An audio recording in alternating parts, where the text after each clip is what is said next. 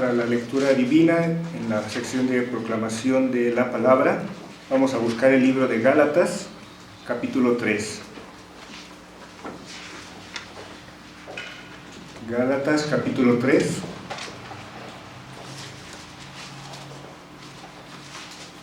Y siempre se me pierde Gálatas, después de Corintios, antes de Efesios. Generalmente se me esconde. Gálatas 3, versículos del 6 al 18. Vamos a ponernos de pie. Vamos a hacer esta lectura de forma alternada. Vamos a alternar primero varones, después damas, y así sucesivamente. Y nos unimos en el versículo 18. Gálatas 3, del 6 al 18, empezamos varones. Así Abraham creyó a Dios y le fue contado por justicia. Sabed, por tanto, que los que son de fe, estos son hijos de Abraham. Y la Escritura, previendo que Dios había de justificar por la fe a los gentiles, dio de antemano la buena nueva a Abraham, diciendo: en ti serán benditas todas las naciones. De modo que los de la fe son bendecidos con el creyente Abraham. Porque todos los que dependen de las obras de la ley están bajo maldición, pues escrito está: maldito todo aquel que no permaneciere en todas las cosas escritas en el libro de la ley para hacerlas. Y que por la ley ninguno se justifica para Dios. Es evidente porque es justo la fe. Y la ley no es de fe, sino que dice: el que hiciere estas cosas vivirá por ellas. Cristo nos redimió de la maldición de la ley, hecho por nosotros maldición, porque está escrito: maldito todo el que es colgado en un madero. Para que en Cristo Jesús la bendición de Abraham alcanzase a los gentiles, a fin de que por la fe recibiésemos la promesa del Espíritu. Hermanos, tenemos manos, un pacto, aunque sea de hombre, una vez ratificado, nadie lo invalida ni le añade. Ahora bien, a Abraham fueron hechas las promesas y a su simiente. No dice y a las simientes como si hablase de muchos, sino como de uno, y a tu simiente, la cual es Cristo. Esto pues digo, el pacto previamente ratificado por Dios para con Cristo, la ley que vino 430 años después, no lo abroga para invalidar la promesa. Porque si la herencia es por la ley, ya no es por la promesa, pero Dios la concedió a Abraham mediante la promesa. Amén. Entonemos el himno 113, Un día que el cielo. Himno número 113. De la quinta parte, Jesucristo, su pasión y muerte, letra por Wilbur Chapman y música por Charles March. Un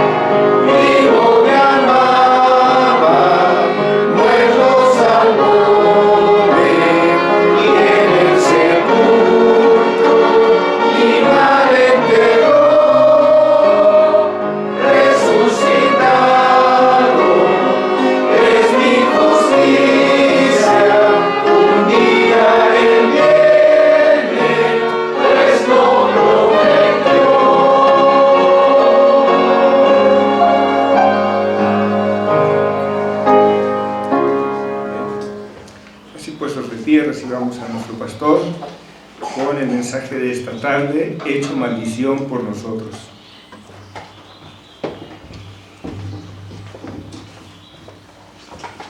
Abrimos, hermanos, la Escritura, en esta ocasión en el Evangelio de Marcos.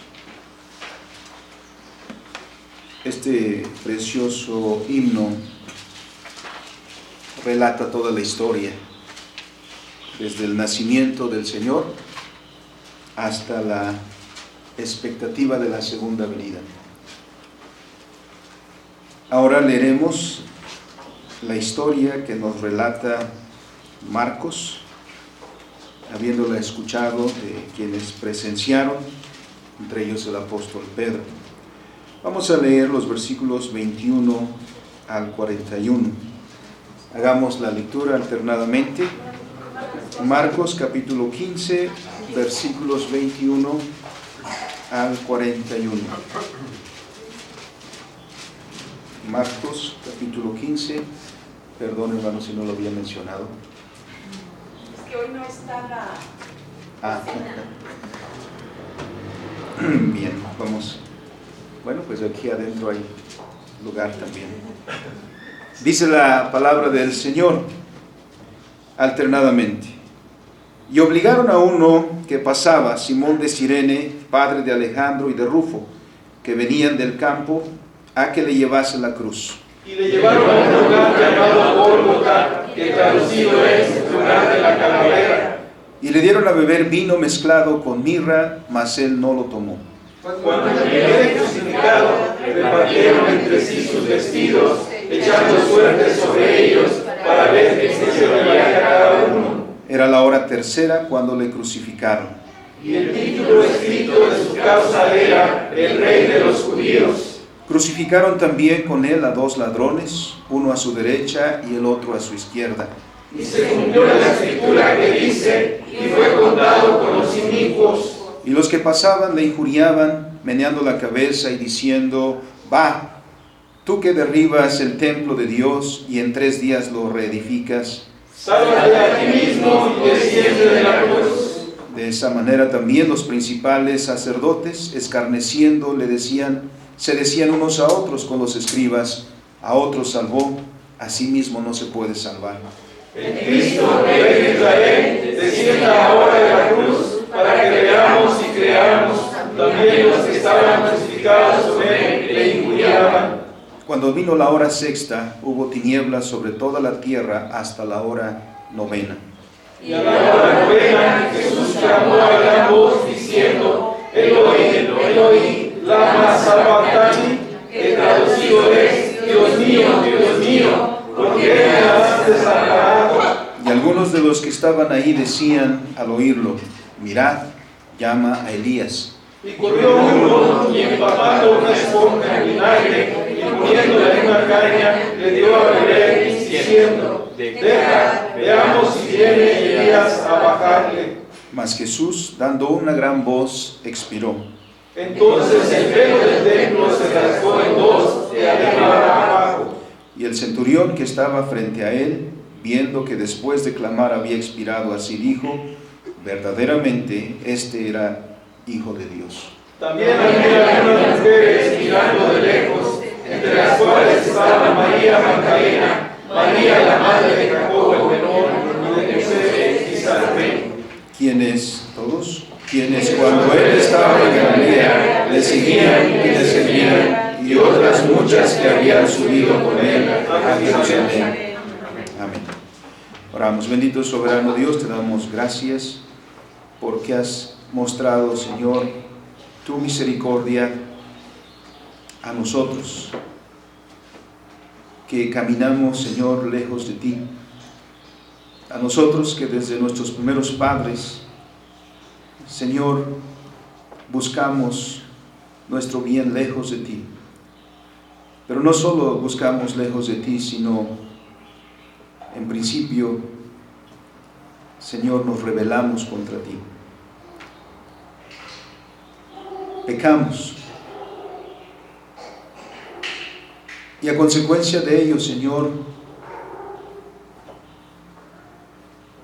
ha venido toda la corrupción todo el mal a nuestras vidas.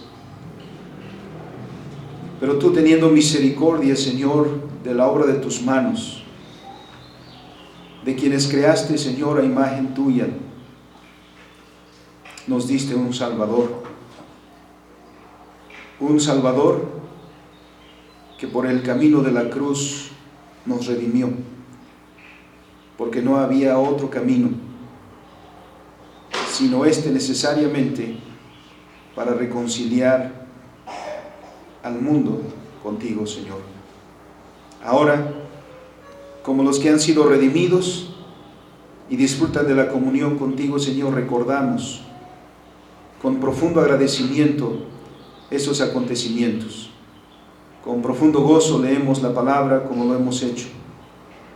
Ahora, Señor, que esa palabra quede grabada en nuestros corazones, para que cada día seamos, Señor, agradecidos, para que cada día conduzcamos nuestra vida, Señor, por tus caminos y nunca más, Señor, nos alejemos de ti. En el nombre de nuestro Señor Jesucristo oramos. Amén. Amén.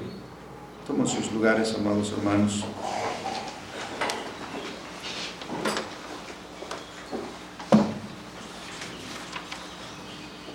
Los eventos, como se han venido desarrollando desde la entrada triunfal de nuestro Señor Jesucristo a Jerusalén, pues se han venido narrando a lo largo de estos días, recordando precisamente todos esos momentos, porque Dios ha revelado su gracia para nosotros en la historia a ojos de todo mundo, de manera que nadie queda con excusa para decir que Dios no ha manifestado su gracia.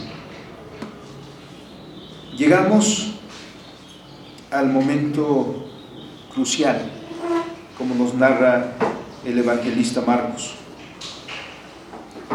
Llegamos al clímax de la obra de nuestro Señor Jesucristo. Y es sobrecogedora la escena que nos narra el evangelista. Presenciamos por medio de esta lectura esos momentos últimos de la vida de nuestro Señor Jesucristo. Una conclusión,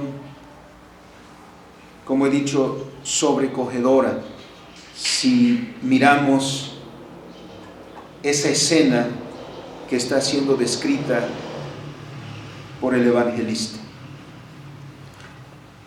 Hay muchas películas que han tratado de representar estos acontecimientos. Una de ellas, que no he visto, pero que fue muy popular, se llamó La Pasión. Un hermano una vez me invitó a su casa y me dijo, vamos a ver esa película, y le dijo, no quiero ver esa película. Me quedo con esta narración de los evangelios, con este cuadro que las Escrituras nos dan. Hemos llegado, como he mencionado, hermanos, a este punto crucial en la historia de la salvación. El momento en que se definen todas las cosas. O más bien debemos decir, el momento en el que se definen las cosas para nosotros.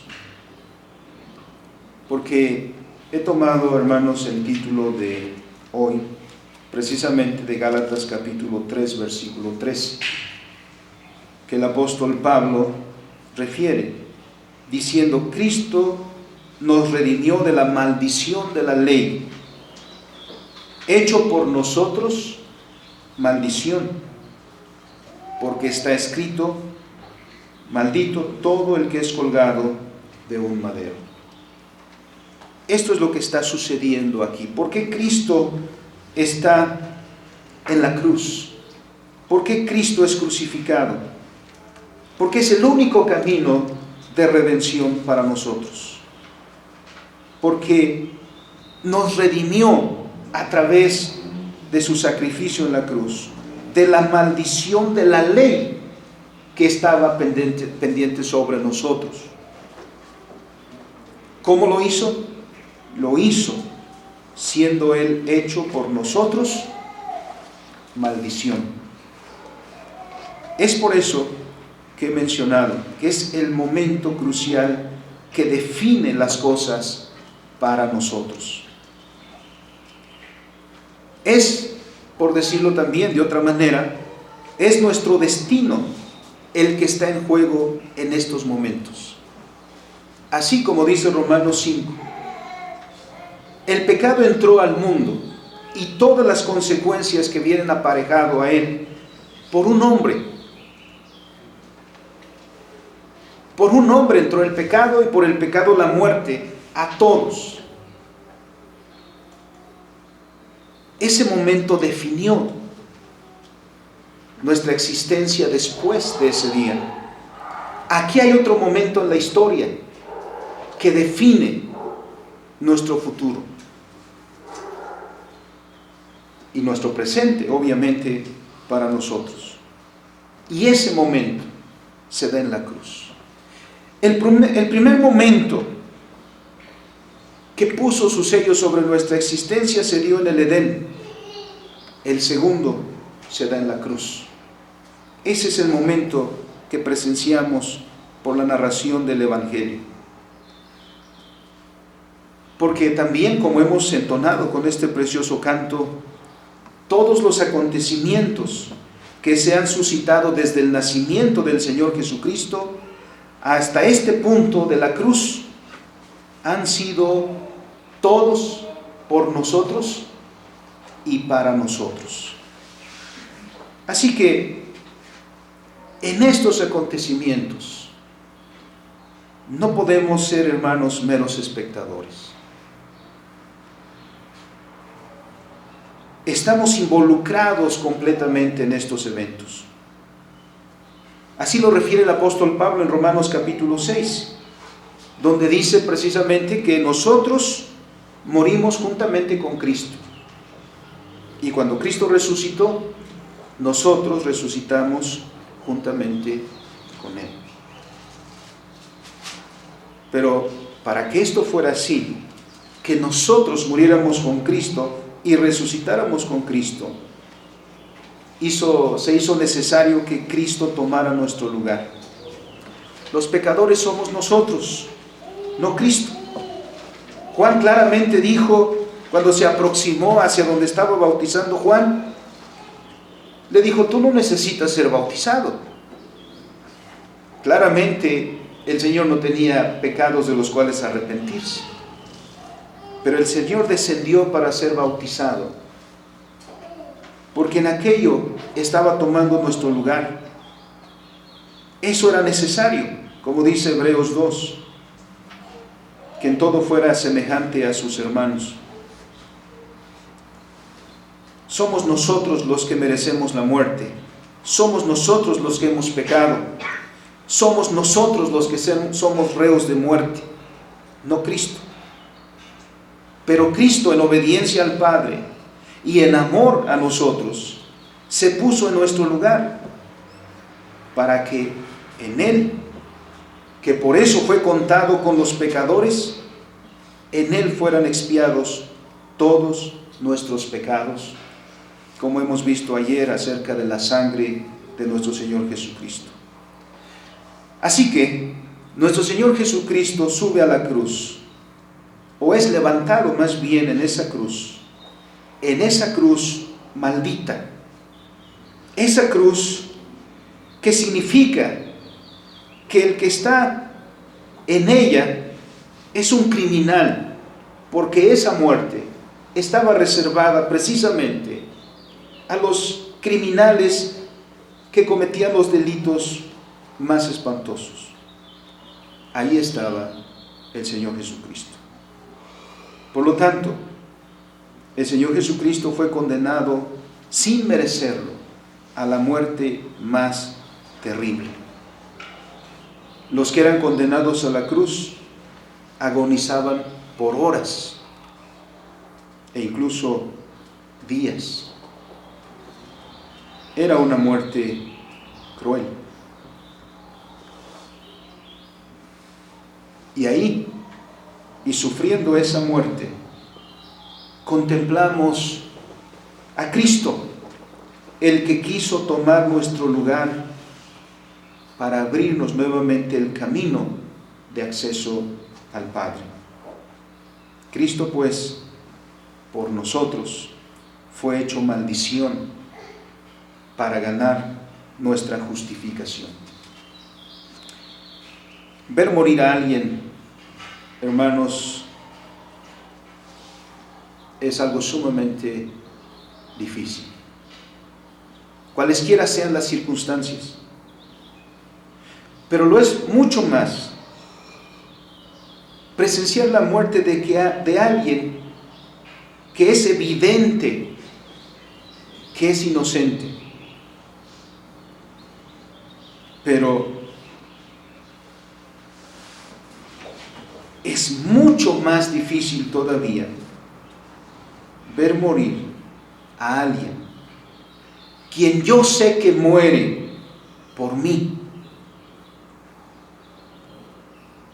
Ver morir a alguien que sabe que el que debe morir es él, pero ve morir a aquel que tomó su lugar para reconciliarlo con Dios. Y eso es lo que tenemos aquí en las Escrituras. Que el Señor Jesucristo está ahí por nosotros. Que el Señor Jesucristo está ahí en los últimos momentos de su vida, momentos agónicos, pendiente de la cruz, muriendo en nuestro lugar. Ahí deberíamos estar nosotros. Y no lo estamos, porque está nuestro Salvador. ¿Por qué nuestro Señor Jesucristo es hecho maldición para nuestra justificación? Porque a causa de nuestra transgresión estamos bajo la maldición de la ley. Eso es lo que dice el texto del apóstol Pablo que hemos leído en Gálatas. ¿O no dice acaso el versículo que hemos citado? Cristo nos redimió de la maldición de la ley.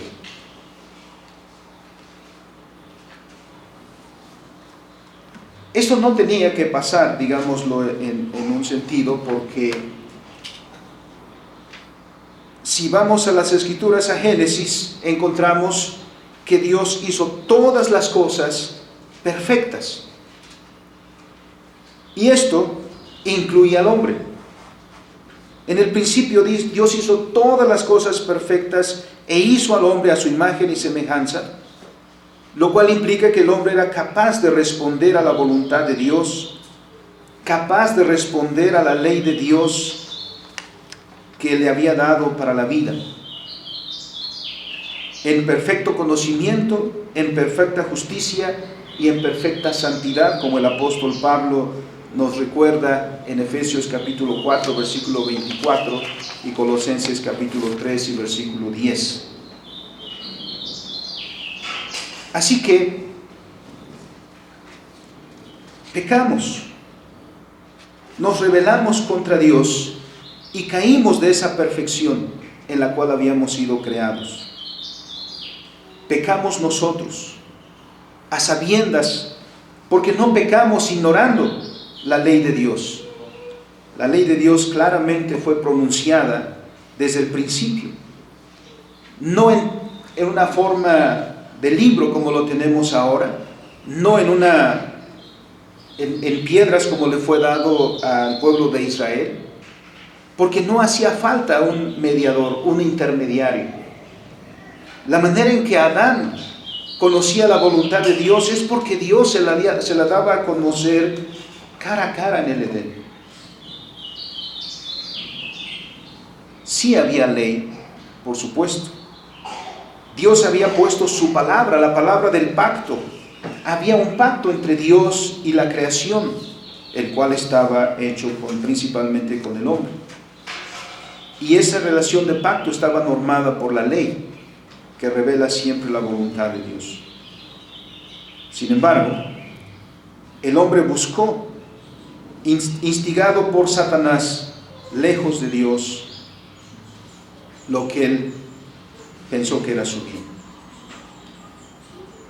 A causa de la caída, a causa del pecado, la ley de Dios como norma para el pacto no fue anulada.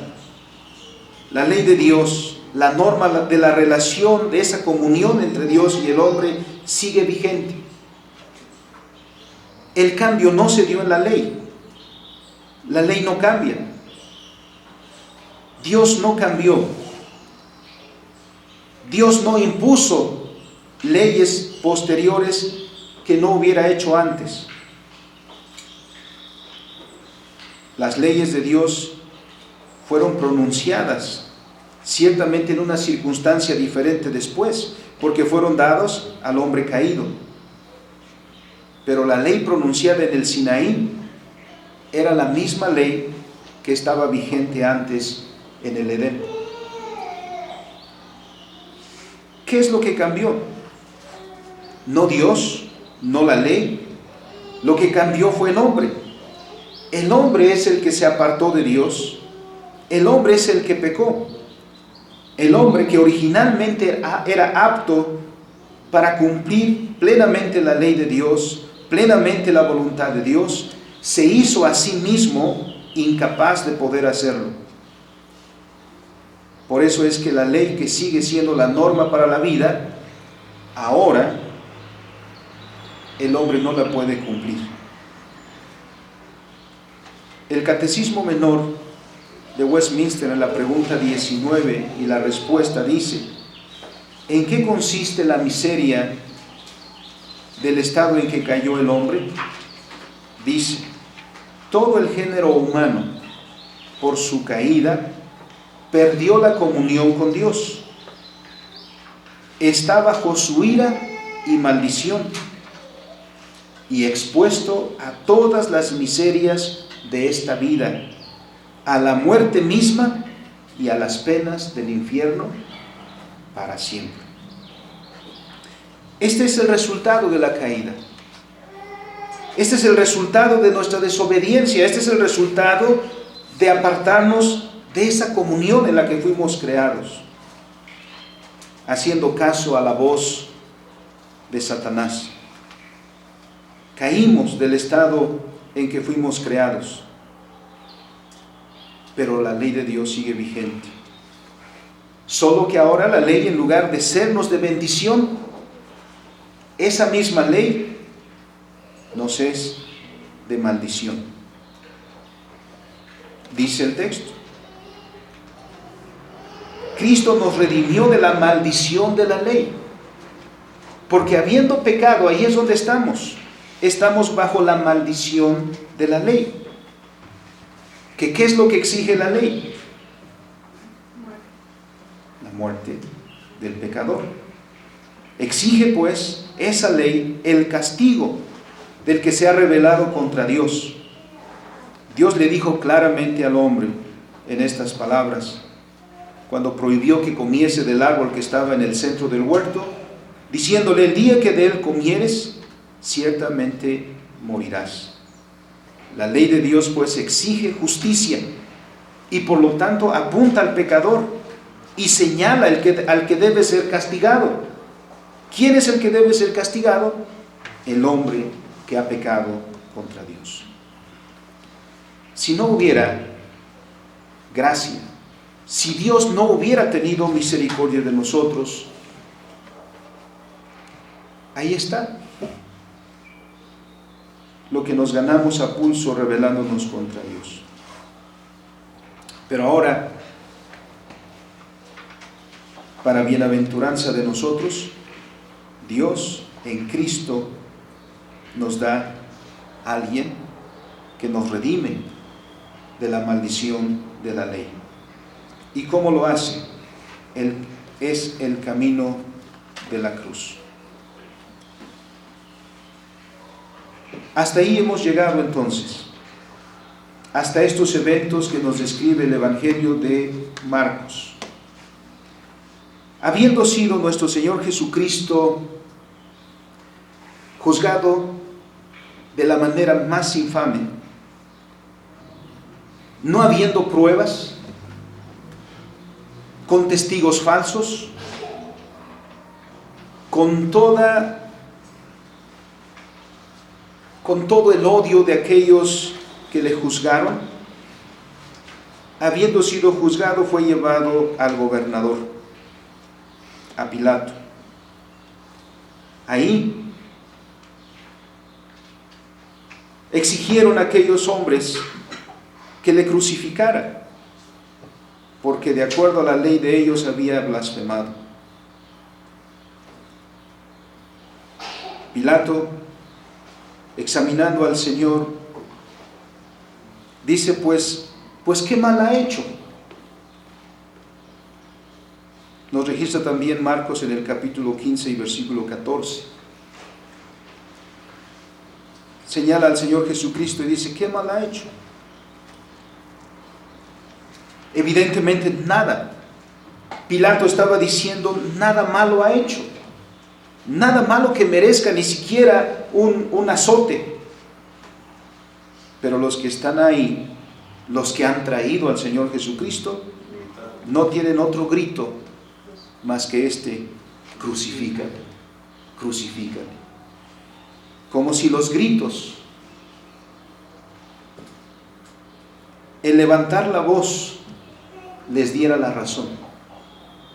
O con ello quieren ahogar aquellas voces que le dice es inocente.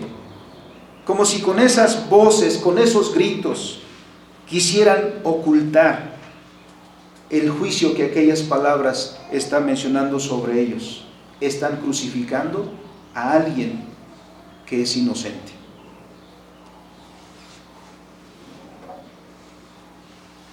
Para grabar todo, era costumbre que en aquella ocasión se dejara libre a un criminal. Quizá Pilato, pensando que al final entrarían en razón, y si les presentaba a Barrabás, que había cometido un asesinato, a lo mejor pensando en eso, tendrían misericordia del Señor y dejarían de pedir su muerte. Pero no fue así. Presentándoles la alternativa, ¿a quién pidieron? A Barrabás. Qué injuria para nuestro Señor compararlo con un criminal. Peor aún, preferir a un criminal por sobre el Hijo de Dios. Qué injuria. Pero a la vez todo esto expresa el duro corazón de aquellos que pedían la crucifixión del Señor. Dice el texto, llevándonos entonces a esos últimos momentos en el ministerio del Señor. Cuando el Señor cargaba su cruz, y viendo todo lo que hemos leído en los evangelios que ha sucedido, evidentemente era difícil para el Señor cargar en la cruz en la que Él sería crucificado. Así que obligaron a alguien que pasaba por aquel lugar, Simón de Cirene, a que llevara la cruz del Señor. La procesión llegó hasta un lugar llamado Gólgota, como dice el versículo 22, que traducido es lugar de la calavera. Hasta allí llegó el Señor. Y le dieron a beber vino mezclado con mirra. Hermanos, el sufrimiento hasta este punto había sido tremendo, difícil. Le dieron al Señor una bebida que tenía por propósito sedarle un poco, para hacerle llevadero todo el sufrimiento que significaba ser colgado de la cruz. Pero ¿qué hizo el Señor? no lo tomó. Él enfrentó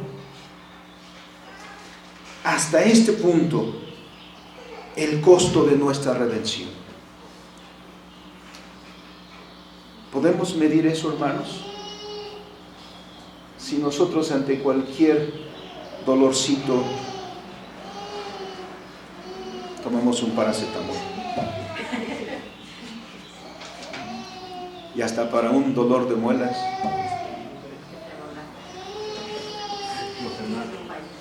y para todo, si hay alguno o algo que nos quite el dolor, no nos gusta. Pero el Señor asumió el costo, porque este era el costo. Desde Getsemaní podemos ver al Señor Jesús en estos momentos agónicos, sabiendo que se aproximaban estos momentos, y desde ahí de Getsemaní decía: Señor, si puede pasar esta copa, que pase. Pero ahí mismo se entregó en las manos de su Padre, diciendo: pero no se haga lo que yo quiero, sino lo que tú. Se puso en las manos de Dios en los momentos más adversos, en los momentos de mayor sufrimiento, porque el Señor, al tomar nuestro lugar, está bajo la maldición de la ley por nosotros. Llegaron allí y crucificaron al Señor a la hora tercera, dice el versículo 25. Cuando lo hubieron crucificado, 24, repartieron entre sí sus vestidos, echando suertes sobre ellos para ver qué se llevaría cada uno. Ese momento era la tercera hora cuando le crucificaron. En nuestro horario serían las 12 del día. Perdón, las 9. Gracias, hermano. Crucificaron al Señor burlándose de Él, haciendo escarnio del Señor Jesucristo. Pusieron un letrero que decía: el Rey de los Judíos. Esto hizo enojar a los líderes religiosos. Pilato dijo: lo que he escrito, escrito. Había razón en ese letrero. Ahí estaba el Rey de los Judíos. Pero ahí estaban también los que se oponían a la voluntad de Dios, y ellos le crucificaron. Y le crucificaron entre dos ladrones, uno a su derecha y el otro a su izquierda, para que se cumpliera la escritura que dice: y fue contado con los inicuos. La escritura dice claramente que, siendo nuestro Señor inocente de todo pecado, fue contado con los pecadores, y en su muerte fue contado con los impíos, literalmente con los que son sin ley. ¿Por qué? Si el que más cumplió la ley en nuestro lugar a perfección fue nuestro Señor. Él dijo: no he venido para abrogar la ley, sino para cumplirla.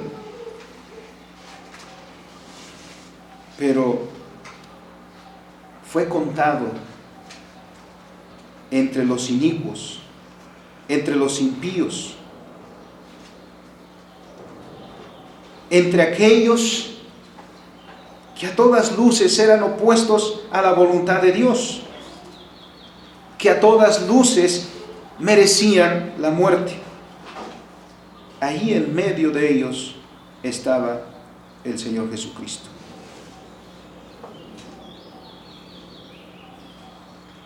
Ahí, en ese lugar, deberíamos estar nosotros. Se cumplió la ley entonces, se cumplió la palabra de Dios. Aunado a eso, dice el versículo 29,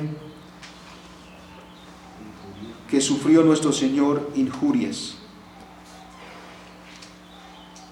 Qué diferente. Cuando nuestro Señor entró a Jerusalén, no fueron injurias las que se escucharon. Cuando nuestro Señor Jesús entró, los gritos de la multitud eran hosanas. Bendito el que viene en el nombre del Señor. Qué rápido cambiamos cuando las cosas no se acomodan a nuestras expectativas. Qué rápido le damos la espalda, incluso a veces a Dios. Porque cuánta gente hay que deja la iglesia porque Dios no cumplió sus caprichos, porque Dios no cumplió su voluntad, porque solo buscaban a Dios para que Dios funcionara como la lámpara mágica y Dios cumpliera todas sus peticiones. Ahora, aquella multitud que gritaba hosanas, ahora está gritando: crucifícale, crucifícale. Y ahora, mirando al Señor Jesucristo pendiente de la cruz, dice el versículo 29, los que pasaban le injuriaban, meneando la cabeza y diciendo: va, tú que derribas el templo de Dios y en 3 días lo reedificas, sálvate de ti mismo y desciende de la cruz. Sumado a esas voces están las voces de los principales sacerdotes, que se unen también a las de los escribas. Y miren lo que dice: a otro salvó, a sí mismo no se puede salvar. ¿No? ¿Qué razón teníamos? Hemos hecho bien. Se felicitaban entre ellos y se burlaban del Señor Jesús. Se sumaban también a estas voces las de los que estaban crucificados, dice el versículo 32. También los que estaban crucificados con él le injuriaban. ¿Qué palabras tuvo el Señor Jesucristo para esta multitud que presenció todo esto? ¿Qué palabras tuvo el Señor Jesús para esta multitud?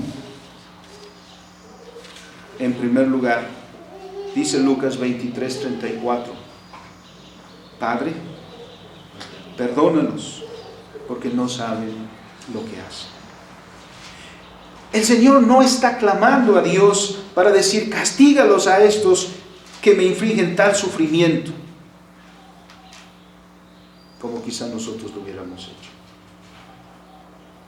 El Señor clama a su Padre en el cielo, y aún en la cruz, aún en ese sufrimiento, está clamando por el perdón de aquellos que están haciendo todo esto.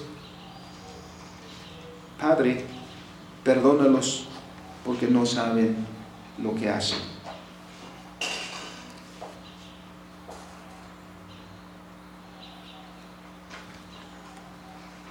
Además, ¿qué palabras tuvo para aquel que estaba crucificado a un lado de él?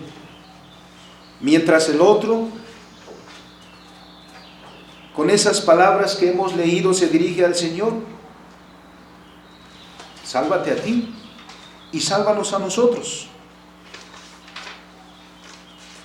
Seguramente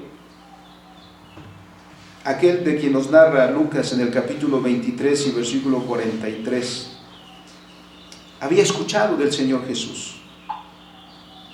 Había llegado las noticias, porque la fama del Señor se divulgó por toda la tierra. Ahora, en aquellos momentos últimos de su vida, se dirige al Señor para decirle: acuérdate de mí cuando vengas en tu reino.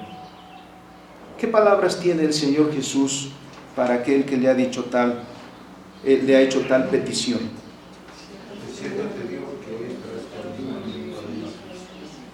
Son palabras de esperanza. No sabemos cuántos años de su vida aquel hombre se dedicó a delinquir, pero para que estuviera crucificado ahí y dijera en reconocimiento, fíjense, él se dirige al otro que está ahí a su lado, dice: tú y yo hemos hecho cosas que merecen que estemos aquí, tú y yo, pero él nada ha cometido. Miramos en ese punto el reconocimiento de su pecado y el reconocimiento hacia el Señor Jesús, que es inocente, y reconociendo que es culpable, se acerca para el Señor y le dice: acuérdate de mí cuando vengas en tu reino. Sin más ni más, el Señor le dice: de cierto te digo. Es decir, no hay duda. En esas palabras del Señor Jesús hay certeza, hay consolación, hay esperanza para ese hombre. Hoy mismo, hoy estarás conmigo en el paraíso. Entre aquella multitud también se encontraban algunos de los discípulos como Juan y algunas mujeres como María, la madre de Jesús. El Señor Jesús, aún en este momento de su vida y estando en esa condición, tiene palabras que cumplen el quinto mandamiento. El quinto mandamiento dice: honra a tu padre y a tu madre, para que tus días se alarguen en la tierra que Jehová tu Dios te da. El Señor Jesucristo está cumpliendo su ministerio, está cumpliendo el propósito de Dios, pero no se olvida del cumplimiento de la voluntad de Dios. Es posible que José hubiera muerto ya para este tiempo, porque las Escrituras no lo mencionan. Así que María ha quedado viuda. El hijo mayor se dirige a la mujer y le llama muy respetuosamente no madre, sino mujer.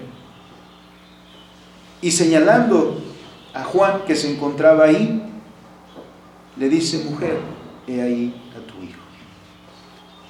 El Señor Jesucristo sabe que va a morir, pero se ocupa de asegurarle un lugar de cuidado y de refugio a aquella mujer que fue el instrumento de Dios para traerle a este mundo. Dice la Escritura que desde aquel día Juan la recibió en su casa. Pero también, y para completar esa expresión, el Señor se dirige a Juan precisamente, que está ahí, y le señala diciendo: he ahí tu madre. Miren cómo el Señor hace uso de estas dos palabras. En primero, mujer, y cuando se refiere a Juan, le dice: he ahí tu madre. Cuida de ella.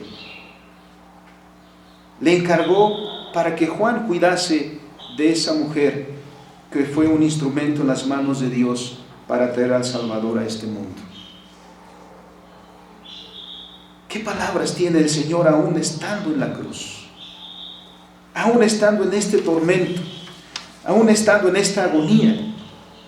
Tiene palabras para todos los que están ahí, para aquellos que le crucifican, para aquel que está crucificado a un lado de él, para la mujer a quien Dios usó como instrumento para traer a su hijo, y para el discípulo amado a quien encarga el cuidado de María. Los momentos son difíciles. El sufrimiento, el dolor de nuestro Señor es grande y va aumentando. Inició a la hora tercera. Llegamos a la hora sexta. Dice el versículo 33: cuando vino la hora sexta, hubo tinieblas en toda la tierra hasta la hora novena. Y a la hora novena, en el clímax de ese momento, Jesús clamó a gran voz: Eloí, Eloí, lama sabactani, que el mismo evangelista nos traduce: Dios mío, ¿por qué me has desamparado? Aquellas tinieblas no fueron casuales. Aquellas tinieblas no fueron circunstanciales. Aquellas tinieblas significaban el abandono de Dios a su Hijo. ¿Qué momentos más difíciles? Ya desde días antes habían comenzado a abandonar al Señor. ¿O acaso aquel que dijo, Señor, si tú vas a morir, yo voy a morir contigo? ¿Dónde estaba aquel? Bueno, una cosa es decirlo, ¿no? Y otra cosa es cuando llega el momento de probarlo. No estaba ahí. Aquellos que quizá habían llegado a este momento habían llegado escondidos. El Señor había sido abandonado por las multitudes que le seguían, incluyendo a sus discípulos, el círculo más cercano. Pedro le negó cuando fue cuestionado, y no por personajes importantes, digamos, en la dirigencia del pueblo, sino una mujer le preguntó, ¿no eres tú también quien andaba con ellos? Porque tu acento es galileo. Él dijo, no lo conozco. Ahora, en el momento más álgido, no por su Hijo, sino como representante nuestro, porque en el Señor Jesucristo están ahora los pecados de todos nosotros. Y el pecado no puede estar en la presencia de Dios. Cargando entonces con todos nuestros pecados, estando el Señor Jesucristo en la cruz, expiando nuestras faltas, nuestros pecados, queda completamente solo. El Padre mismo le da la espalda. Esas tinieblas son como, no quiero ver lo que está pasando. Y las palabras que son pronunciadas ahí son precisamente este grito, dice, o clamó a gran voz. Todos pudieron escuchar en ese momento de mayor dolor. Dios mío, ¿por qué me has desamparado? ¿Quiénes deberían clamar así? Nosotros. Si nosotros abandonamos a Dios, ¿no merecíamos que Dios nos abandonara? Si cuando alguien nos ofende, nos hacemos los dignos de no dirigirle la palabra, ¿hasta qué? Hasta que Él venga y me pida disculpas. Dios no esperó a que nosotros fuéramos y pidiéramos disculpas. Fue Dios el que vino en esa manifestación de gracia a buscar y a salvar lo que se había perdido. Y ahí está en la cruz, clamando a gran voz. ¿Puedes ver el dolor del Señor Jesús por ti? Porque fue hecho maldición por nosotros. Pero aproximándose a la hora novena, nos dice Juan, en el Evangelio de Juan 19:28, la antepenúltima palabra que pronunció nuestro Señor: tengo sed.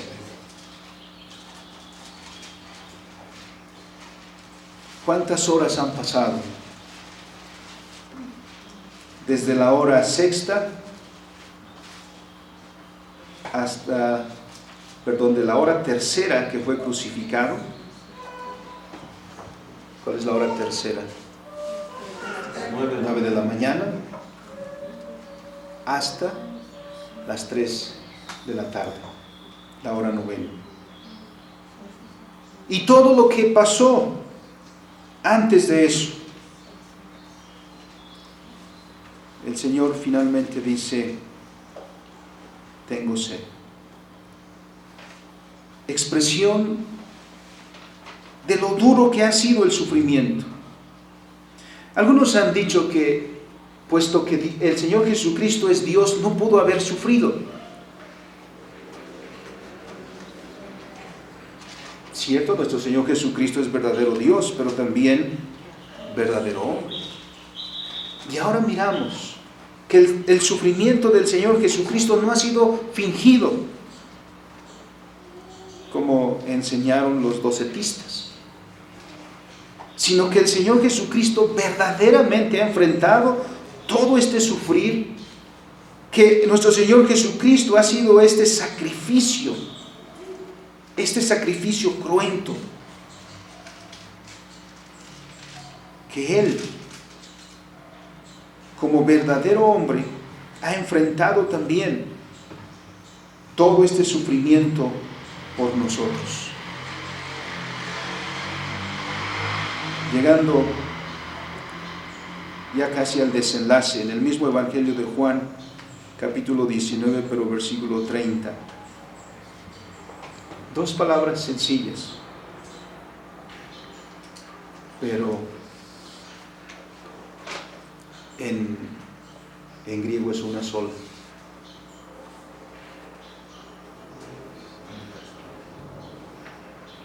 Una palabra de victoria.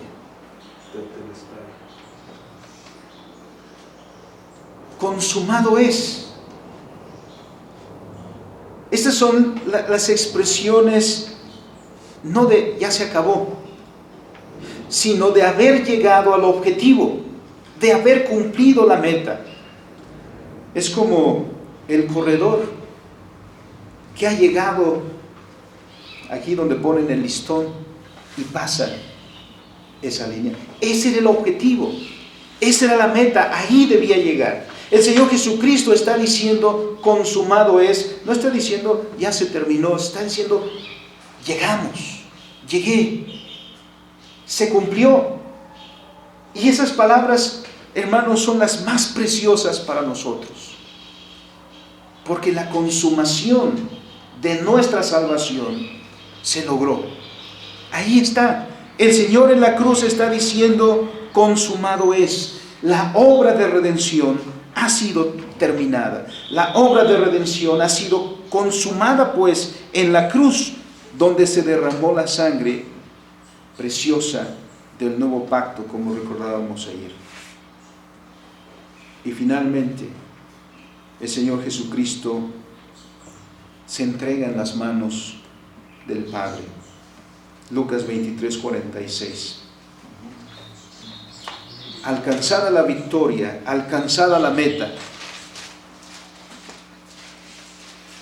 el Señor dice: Padre, en tus manos encomiendo mi espíritu. Se entrega el Señor en las manos. ¿Quién le dio el cumplir con esta tarea? ¿Quién le dio el cumplir con esta encomienda? El Padre. Y el Padre hizo todo este camino para la redención. Y al final, el Señor Jesucristo no tiene ninguna queja para con el Padre, sino esta obra hecha en obediencia, en fidelidad, y finalmente diciendo: Padre, en tus manos encomiendo mi espíritu.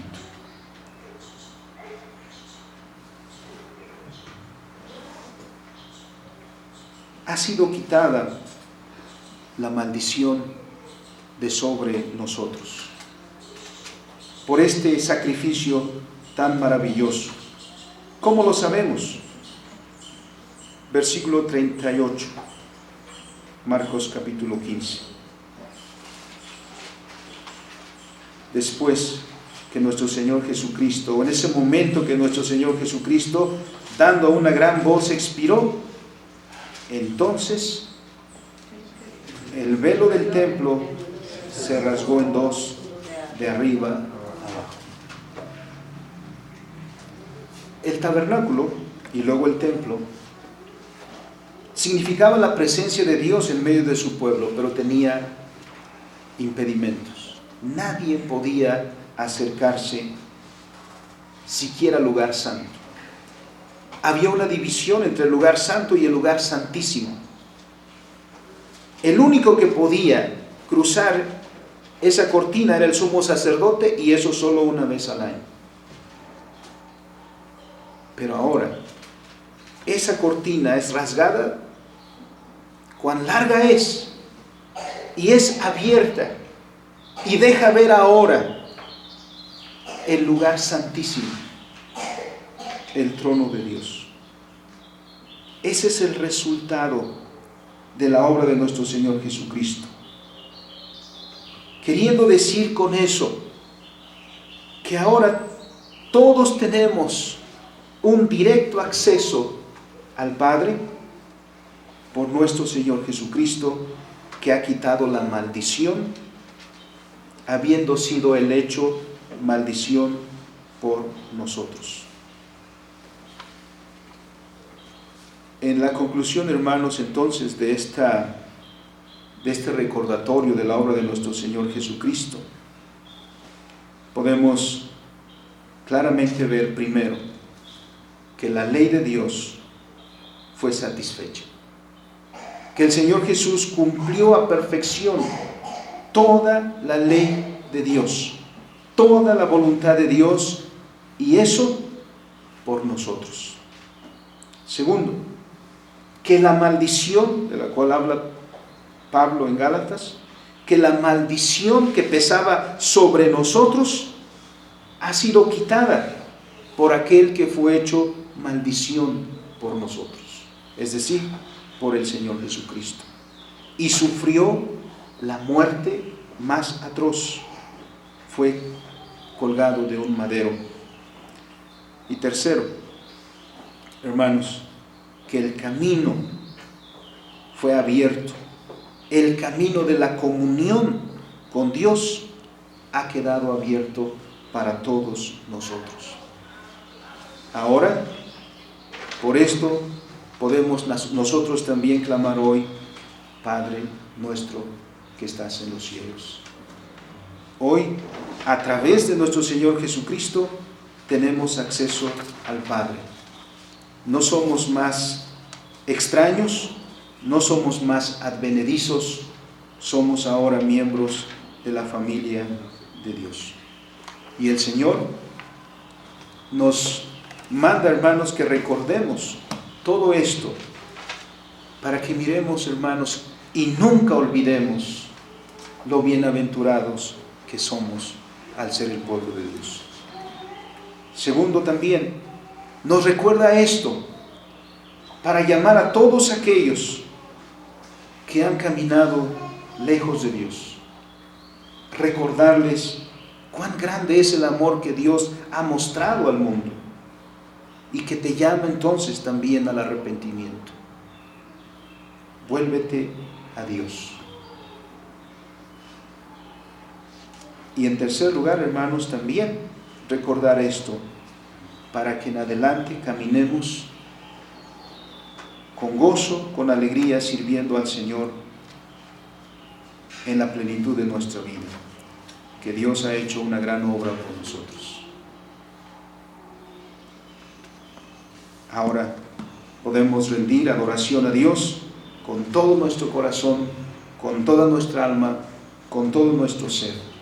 Anunciémoslo, clamemos a gran voz: bendito sea nuestro Señor, que vino, que murió y que viene otra vez.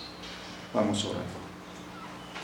Bendito Dios y Padre, te damos, Señor, muchas gracias, porque ante esta descripción que nos da tu palabra, podemos entender, Señor, lo bienaventurados que somos. Leer esta palabra, cantar los himnos que hemos entonado, como el que hemos entonado antes de esta meditación, Señor,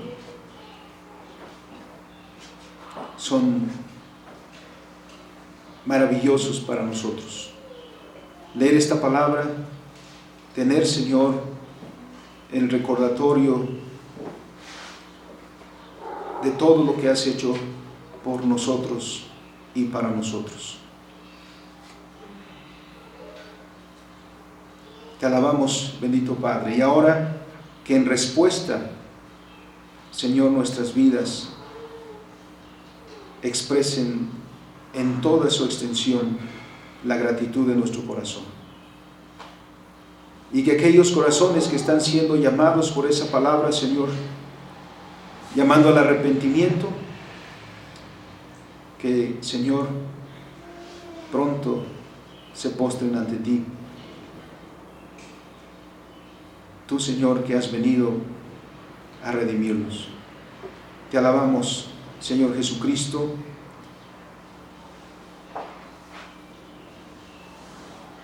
y glorificamos tu nombre por ello, Señor, con todo nuestro corazón.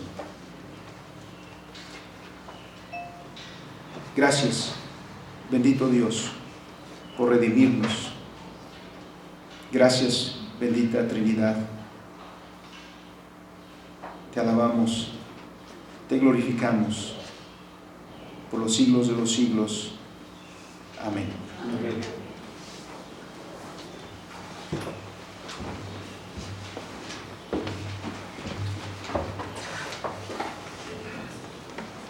Vamos a entonar el himno 103 del Calvario en la cumbre. Himno número 103.